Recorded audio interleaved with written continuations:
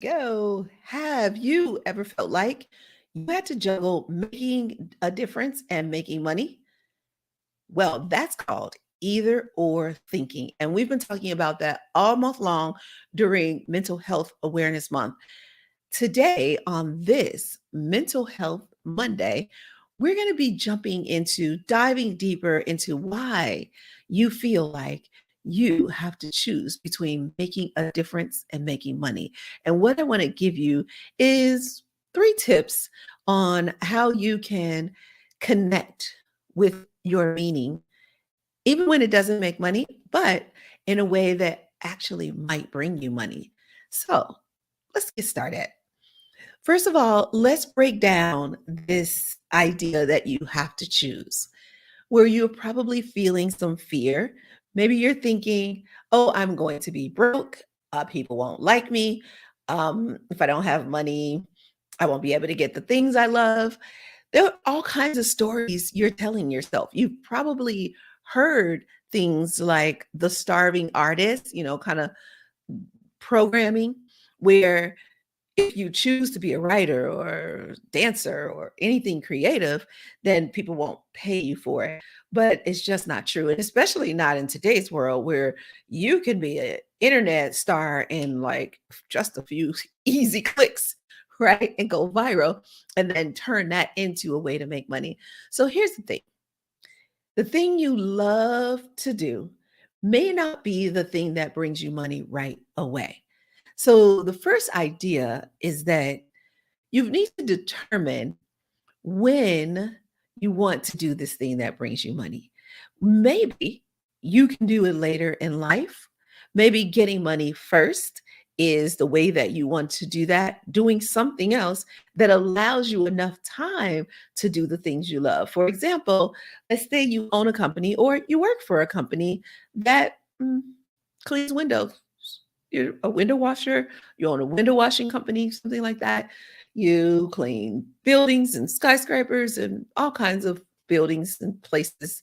And that is your job. You clean windows. You do a good job at it. It pays you well because there's some danger involved in that job, but it's not that meaningful. You're not going around saying, people have clean windows because of me. Maybe it's not giving you the prestige that you want in life, but it brings you good money because people need their windows washed. Well, you could take that money and you can do something that brings you so much meaning. You can dance. You can dance in the evening on the weekends. You can be in a band. You can be in a band and play in the evenings and the weekends. You can travel around and do this thing that you love. And just think about it. With remote work, you can really create the day that allows you to break away and do the thing you love. Yeah, I did notice that that rhymed. And when you create that kind of day that gives you the flexibility to do the thing you love, maybe you've got to get good enough at the thing you love to actually make money at doing it. But you can also find creative ways to make money doing it. If you're in a band, you can get so good and so well known and get paid for being in a band. They pay bands really well. And eventually, if you keep at it, if you run it like it's a business, then you can make more and more and more money. And eventually, maybe quitting your window washing job to be in the band. And here's the thing though, and this is my second tip. You need to be unapologetic about it. And just in case you missed my first tip, it was to determine what is that thing that brings you joy and what can you do? It's kind of a two-parter. And what can you do to enjoy it? Like maybe do a job you don't love so much so that you can get the money to do the thing you love so much. And then two, be unapologetic about it. See, the thing is, you might be ashamed of that thing that you love to do that brings you so much meaning. And you don't know how to like shout it from the mountaintops or tell people about it. And maybe you're tainted by this programming. I've been seeing all these things on the internet about don't tell people your dreams. I mean, it's been going around for a long time. Les Brown said it, the dream crushers or something like that. Steve Harvey talks about it. All of these people talk about don't tell people your dreams. And I'm going to tell you something. You can tell anybody your dream. once you are unapologetic about it, once you are confident about it, once you are steadfast, grounded, and like sure about it. Don't tell people your dream when you're not sure about it. That's the rest of that sentence. Don't tell people your dreams when you're not sure about it. Why? Because they will tear it down. And because you're not sure about it, you will believe them. And that's just not good. So, whether you are the CEO or part of the contributing team, you have a vision. There's something that you want to see come to life. Now, I want to give you this information, but before I do, go ahead and follow or subscribe wherever you're watching this video. Follow and like, because they'll know that you want to see more of these videos and they'll make sure you do. So go ahead and do that. And I want to give you this. So there is so much information out there that is not true. And if you listen to all of it, all the programming that has come into your brain is holding you back from being fulfilled or feeling fulfilled. Now, you may not know that you can have a vision, and that vision is what lights the world up. What you're going to do to light the world up. What contribution are you going to make to the world? I call that your vision. Now, there's also the mission. Your mission is how you do it. Now, if you own the company, you do it by hiring people that are going to help you get it done. You do it by having the right target market. But if you don't own the company and you have a vision, let's say your vision is not the same as the company's vision, but you do have a vision. Well, how will you make your vision come to light? By making the company's vision come to light. Yes. And that is the mission. That is how you reach your vision. The mission is how you do it. The vision is what you want to do and make it big. I mean, like big. We say our vision is to alleviate human suffering using mental health. And so if we're going to alleviate human suffering, that's there are a lot of humans in the world. So that's a big vision, right? And how we do it by bringing mental health and employee engagement to remote teams. Now, but that can change. The mission can change. The vision doesn't. The mission and how we do it, we may say, oh, now we're doing it in schools. Okay, now we're doing it over here. But we're still alleviating human suffering associated alleviating human suffering using mental health. So that's our vision, that's our mission. But wait, there's more. We also have a cause. Now, I wanted to bring this up because these are three different things that can all bring you some fulfillment if you put them all together. You see how one leads to the other, leads to the other. Now, the cause is what lights you up. Remember, I said the vision is how you're going to light the world up. Your cause is what lights you up. Now, I would love to work with teenagers. I really would, but I don't get to because our mission right now is to mental health for remote teams, which doesn't include teenagers usually. So in our cause, we take a portion of every corporate client we have, and we allow for the teenagers of those employees to get mental health almost for free. Very, very, very, very little investment on their part. So that's our cause, and that lights me up. And when I can see a teenager make a transformation or never have to go through, body image, because let's face it, teenagers go through a lot. And I know when you're an adult, you forget how hard it was being a teenager, how confusing it was, how lonely it was being a teenager. But let me tell you, it is, and it doesn't. And it lasts a couple years, 4, 5, 6, sometimes all the way up to 19 years old. Maybe around 20, you start to find your way, but sometimes not even then if you didn't have any mental health awareness. So that's our cause. That's our vision. That's our mission. That's our cause. So that's kind of number 2 and number 3 all together. So I gave you 3 tips, but I kind of mixed them all together. So I hope you pick them all up. One, determine what brings you joy, what brings you meaning. Two, be unapologetic about it. Tell everybody about it once you are unapologetic about it.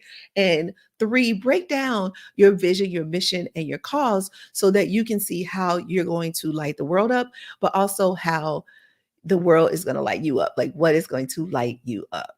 Because there is a way for you to make money and make a difference. It doesn't necessarily have to happen together. You may make your money in one place and take that money and have meaning in another place.